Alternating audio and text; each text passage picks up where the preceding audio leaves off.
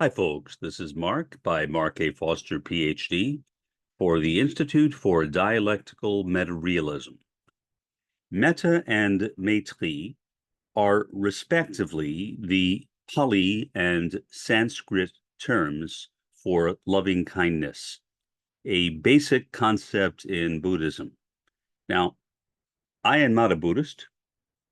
I respect Buddhism, but to be honest, when I was around 11 or 12 years old, and I was studying different religions because I was trying to find a religion to join.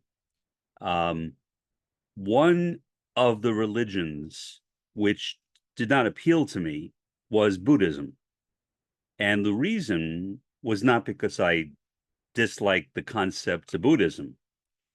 It was because Buddhism is, for all intents and purposes, a non-theistic religion. Now, in the 20th century, there were three forms of Buddhism which started, which are basically theistic to one extent or another. But basically, they are kind of artificial because Buddhism historically has been a non-theistic religion. So making Buddhism theistic is a bit artificial, and it's stretching something which I don't think should be stretched that far. Similarly, Jainism is a non-theistic religion, and yet it is a very beautiful religion, much as Buddhism, I think, is very beautiful. But I would not want to be a Jain either, for a number of reasons. I will tell you one, and I guess it's kind of humorous, at least it is humorous to me. If you are a Jain, it may not be humorous, but it's humorous to me. It's something which I call the Jain paradox. I had a friend, now deceased, drug overdose, unfortunately. He had a lot of problems along that line. And his physician was a Jain woman. And she was having at one point um, an infestation of termites in her home. Uh, that does not sound very pleasant to me, but that was the problem she was having. Now, if you know anything about Jainism, you know that Jainism practices a really extreme version of ahimsa, which is nonviolence, nonviolence to all created things as an elaboration of it. And killing any form of life is regarded as being vulgar. So many deeply religious Jains, mostly in India, for example, will walk around with brooms in front of them, wiping the street to make sure that they don't step on bugs. Yeah, that's what they're trying to do. They are very compassionate people. And so, in a way, I guess you could say that's a kind of loving kindness as well. But what do you do if you have a termite infestation? That is a real dilemma or paradox. My understanding is that most Jains, when they are confronted with that paradox, will elect to have the termites exterminated. But I can only imagine that for a Jain, that must be torture. They are literally violating a central tenet of their faith by killing life. I mean, Jains believe that all life is sacred.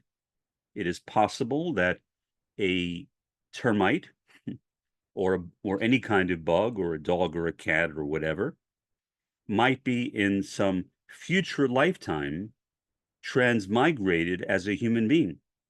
They believe that. And so it's a very difficult and touchy situation for Jains. And so much as I was not attracted to Buddhism because of its non-theism, I was not attracted to Jainism, first, again, for its non-theism, but secondly, for its extreme version of ahimsa.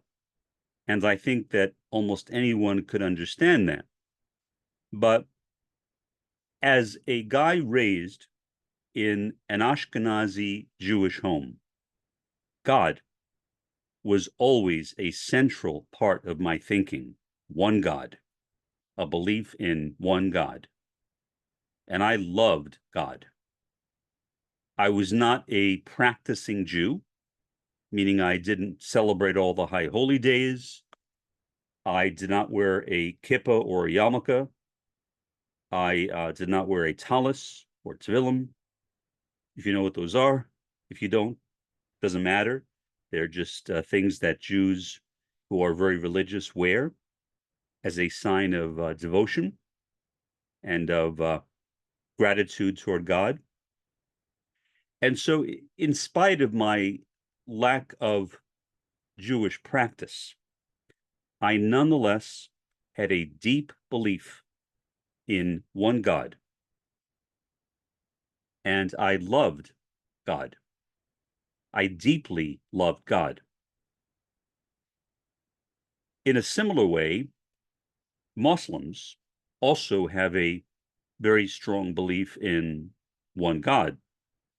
The term that Muslims generally use for that doctrine is Tawheed, which can be translated as either unification or unifying one, or unifying.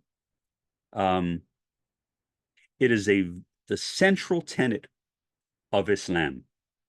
There is nothing more important to a Muslim than the concept of Tawheed, the oneness of God, unification or unifying one. And yet, when I was looking at Islam and thinking whether I wanted to become a Muslim, I looked at it and I saw that there was kind of a gap in prophets. Muslims accept the same prophets as Jews accept in the Old Testament, plus they accept Jesus as another prophet. They don't believe that he is the Son of God or God, but they love him and they treasure him, and they do regard Jesus as the Messiah, which a lot of people in the West do not know. And yet, although Muslims believe in a kind of promised one, a Mahdi or a Qayyim, those are names that are given to that promised one in Islam, they have no concept of prophets between the coming of Muhammad, the seal of the prophets, as Muhammad called himself in the Quran, and the promised one. And I always wondered why that was. It always struck me, I guess odd is the right word for it. It always struck me as somewhat odd that there was no notion of a continuation of the prophetic tradition in the religion of Islam. And yet, I deeply loved Islam. Even more, I would say, than Buddhism or Jainism. I suppose what I saw in Islam was what I saw in Judaism, the concept of one God, the notion of one God as the centerpiece of Islam. And the word Islam itself can be translated as surrender, surrender to God. And the word Muslim is actually a form of Islam. Doesn't look like it. You put Islam and Muslim side by side, they don't look alike. but the way Arabic works, they both come from the same Semitic root, and that root is SLM, which is surrender or peace. It is also found in the Arabic word salam, which is peace, or perhaps peaceful surrender, or in the Hebrew word shalom. So I was impressed with Islam because I loved the Quran. I had two translations of it as a kid, the Sale translation and the Rodwell translation. And I remember reading them both side by side and how much I loved the glorious Quran. I was so taken by it that I came close to becoming a Muslim. The problem again, same kind of thing. It was the same problem that I had in Judaism. As I said, where was the prophetic tradition? What happened to it? That is basically why I was not attracted to Judaism, despite the fact that I was Jewish and I loved Judaism. I still love Judaism, but I also love the prophetic tradition. And something to me, even as a kid, seemed wrong, that the prophetic tradition would suddenly have gone away, whether in Judaism after Malachi, or whether in Islam after Muhammad. It simply didn't make any sense to me. I grappled with it, tried to come to terms with it, but no matter how hard I tried, I could not. Now, eventually, I discovered the religion of Sikhism. The founder of Sikhism was Guru Nanak. Guru Nanak was born a Hindu, but he was inspired by Kabir, who was a Sufi Muslim. And so oftentimes both Kabir and Guru Nanak are regarded as co-founders of Sikhism, but in reality, Guru Nanak is the actual originator or founder of Sikhism. I loved Sikhism for one major reason, because I was a strong believer in reincarnation. I wasn't really sure at that time in my life, as I recall, what the difference was between reincarnation and transmigration. I mean, I understand it now. Reincarnation is where a human being is only reincarnated as another human being.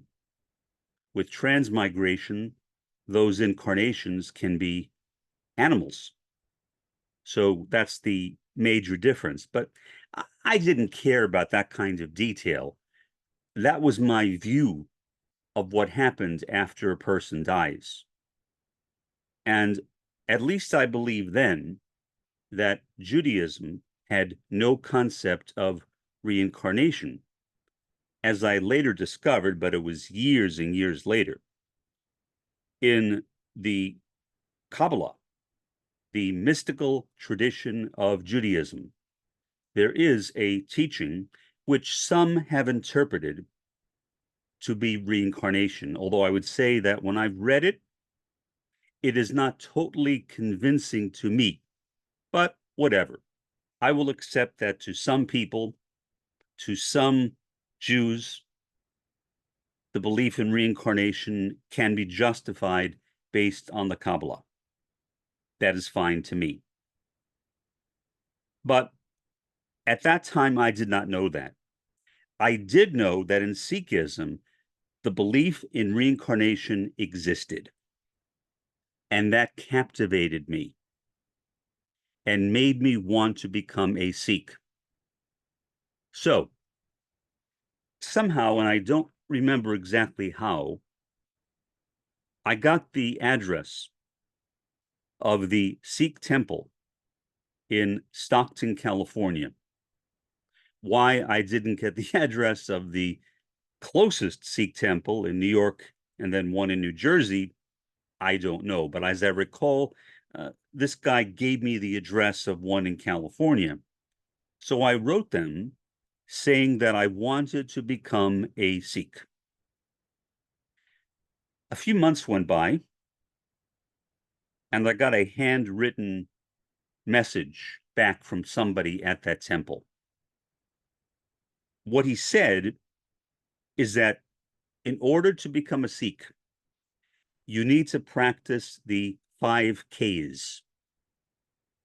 Some of them I thought were okay, I could do them, like baptism. Others I thought, how in the world am I going to do that?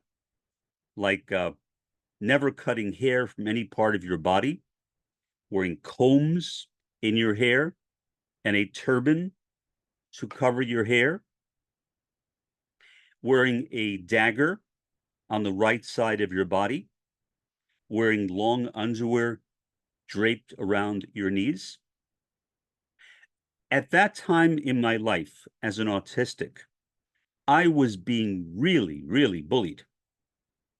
And I could only imagine how much worse that bullying would have gotten had I chosen to go ahead and follow the 5 Ks. And so I was kind of disappointed in what this guy told me in the letter. But in another way, I was also relieved because it meant that I could go on to something else. It meant that I could go on studying more religions, which I love doing. The next thing I came in touch with was Eckankar. At that time, I did not know what I know now, that Eckankar is rooted in Sikhism. It comes out of what is called the Surat Shabd Yoga, or Radha Soami tradition, started by Shiv Dayal, who was a Hindi-speaking Sikh banker in India. And in Radha Soami Satsang, or Surat Shabd Yoga, one chants various mantras silently, and at the same time one closes one's eyes, and the eventual objective is to see oneself rising through various planes, and each plane is associated with different colors. So as one ascends this kind of hierarchy of planes, one becomes more exposed to a kind of greatness of splendor in planes or dimensions. Then one plugs one's ears and listens for what Paul Twitchell, the founder of Sikhism, called the Ek sound current. Now, I considered becoming a Sikh at that point because Sikhism had exactly what I was looking for. It had a belief in reincarnation. It had a belief in a continuing sequence of enlightened avatars or masters, one of which was Paul Twitchell. And it also had a belief in the oneness of God. The Ek name for God was Sugmad. So that impressed me. I said, aha, this is exactly what I have been looking for. Until I sent a letter with a check. My mother wrote the check. I got her to do it. I'm sorry, Mom. But she wrote the check, and I sent it in with an application to become an Eckist. And for some reason, Eckankar sent me back the application with the check, telling me that the application was incomplete. I looked at it, and I said, no, it is complete.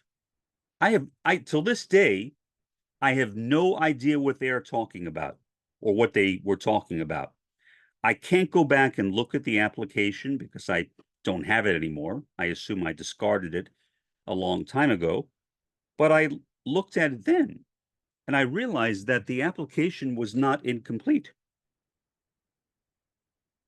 So I tried to come to grips with what this person was telling me, but at that point I had kind of given up on Eckankar. And I soon discovered this other movement called Rouhani Satsang, started by a man named Kirpal Singh. I did not know at that time.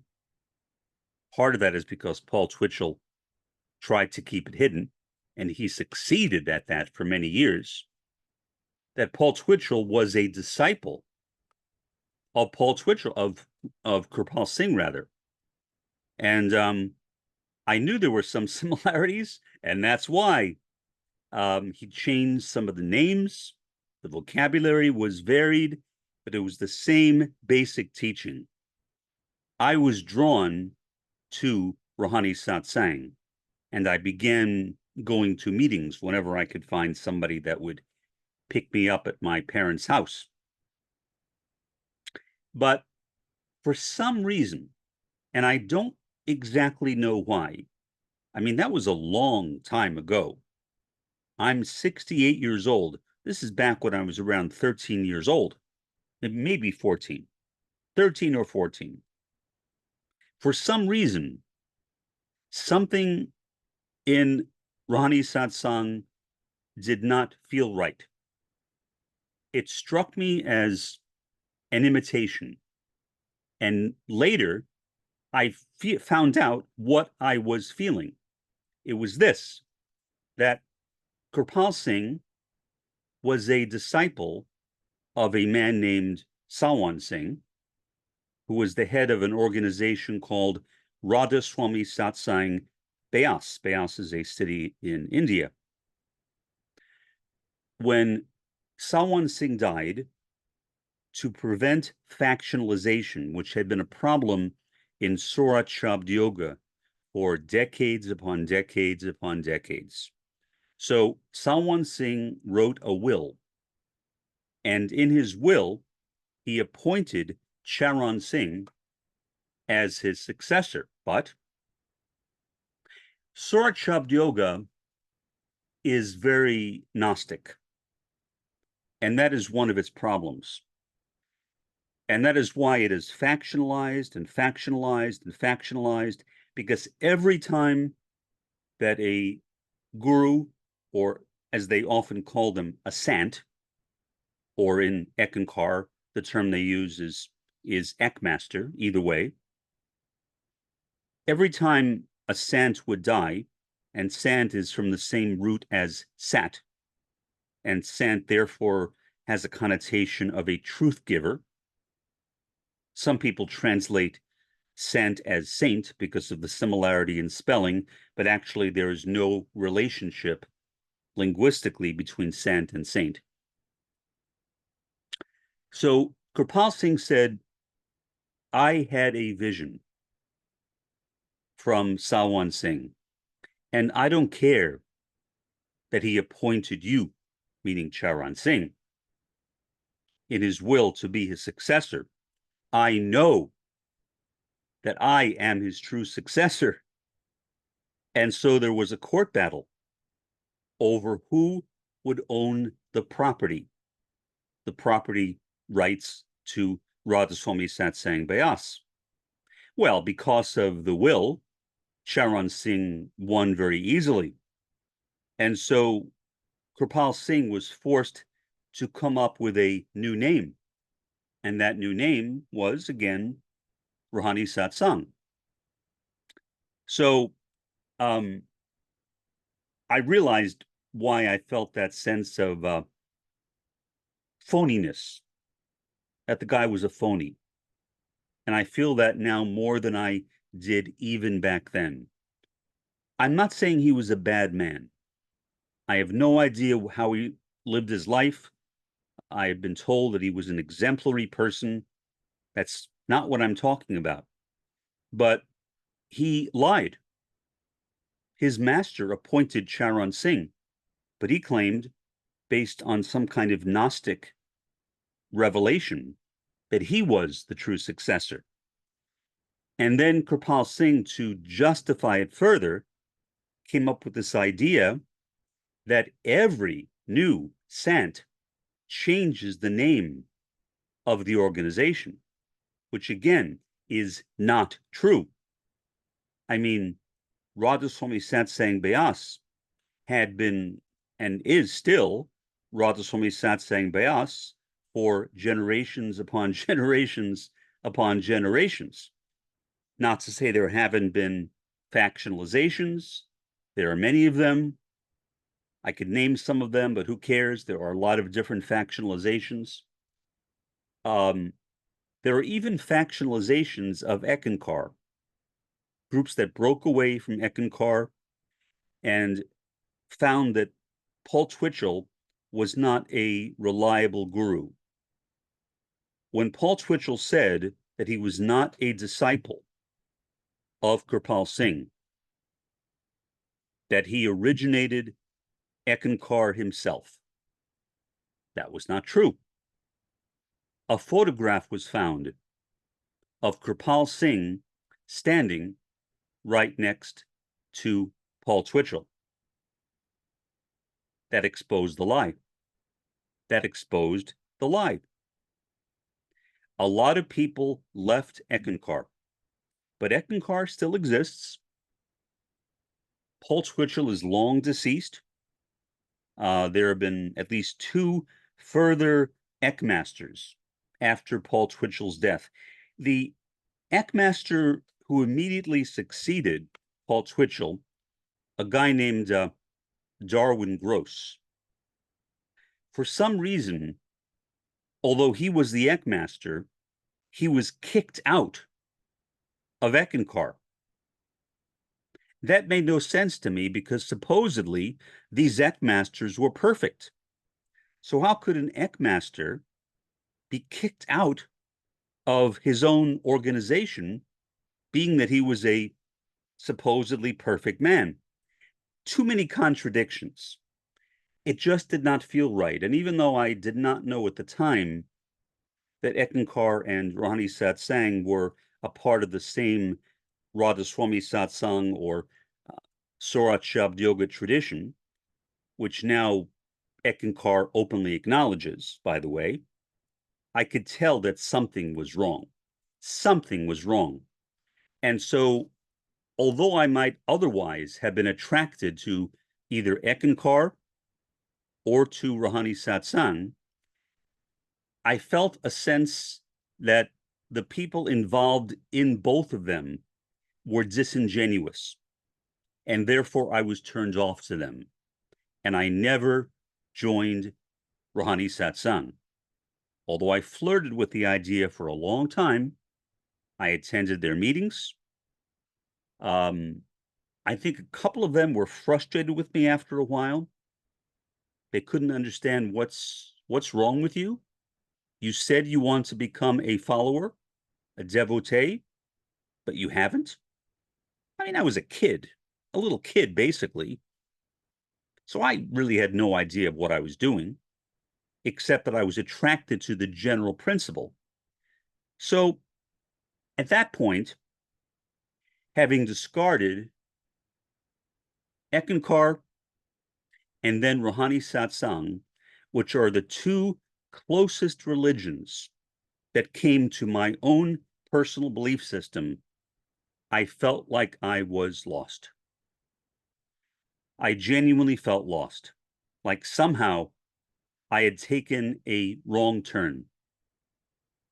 And I wanted to go back on the road, but I didn't know where the entrance ramp was. So I continued studying religions, but with a kind of sense of inner disappointment, like I had failed. I had failed in my quest to find a religion that I felt comfortable in, like Eckankar, like Rouhani Satsang, but one that I felt was genuinely honest. Then, in December of 1970, I was in Roosevelt Field, which is a shopping mall on Long Island.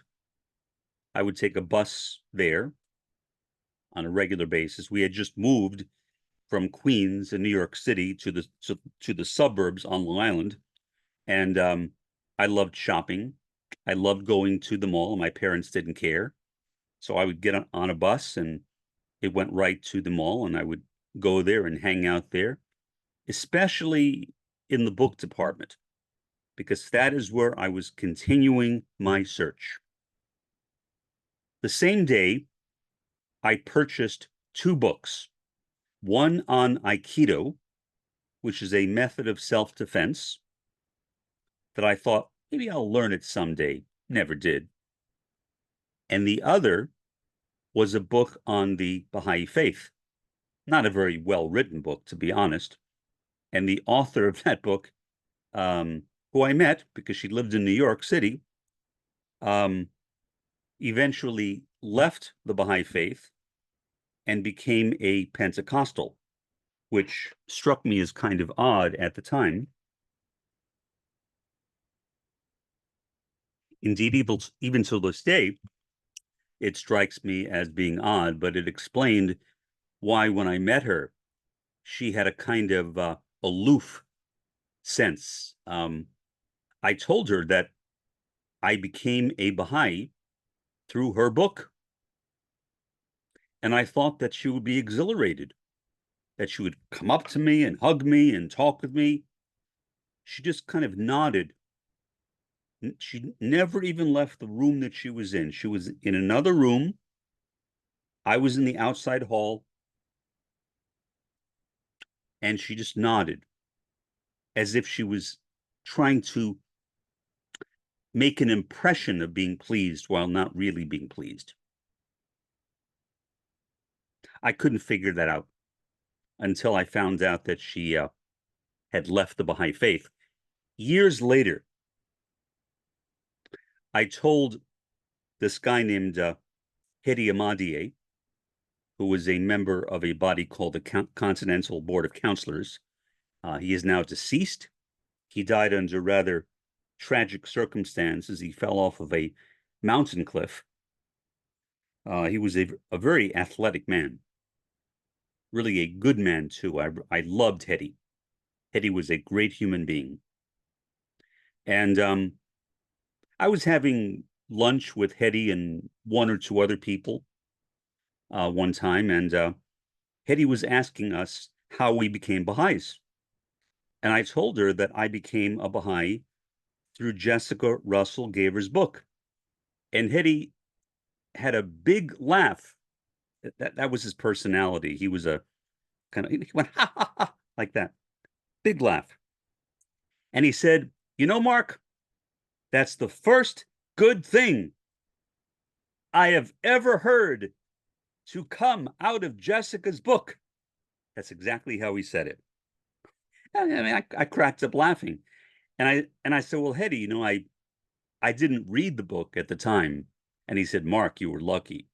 You were lucky." I read it later, and I knew what he meant. It wasn't very well written. It had some inaccuracies in it, but even if I had read it, would that have turned me off to the Baha'i faith? No. I mean, I wouldn't have known that something was inaccurate. And the inaccuracies were really technical things. They were not things that would have bothered me as a kid.